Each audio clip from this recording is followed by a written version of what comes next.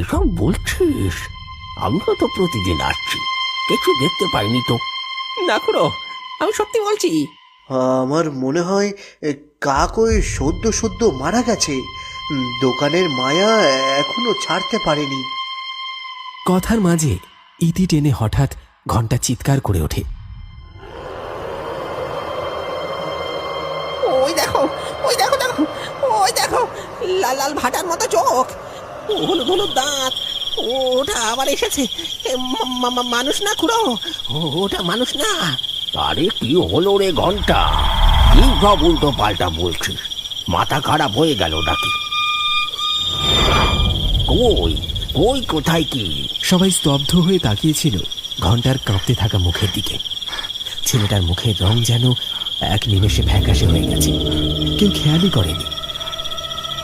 একটু দূরে অন্ধকারে ঢাকা বাবলা গাছটার নিচে কেউ দাঁড়িয়েছিল।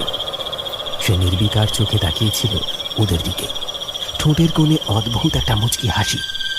খুড়োর শেষ কথাগুলো যেন ধোঁয়ার মতো মিলিয়ে গেল বাতাসে।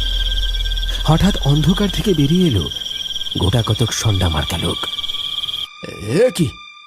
এই কারা তোমরা? কারা? কি করছো এসব? কিছু অচেনা মুখ আচমকা দোকানের ভিতর ঢুকে এসে একে একে সবকিছু ছুঁড়ে ফেলে দিতে লাগলো। চপের কড়াই, লাটাই, মুড়ির ডিব্বা, ডিমের কেস সব ছিন্ন ভিন্ন। এই কি হচ্ছে কি? আপনারা কারা? দোকানে সব জিনিস এভাবে ছুঁড়ে ছুঁড়ে ফেলছেন কেন? কি চাই আপনাদের? থাম। শুধু একটাই শব্দ, থাম। আর মুহূর্তে সবাই স্তব্ধ। সবাই চমকে উঠে পিছন ফিরে তাকায়। সবাইকে চমকে দিয়ে অন্ধকার থেকে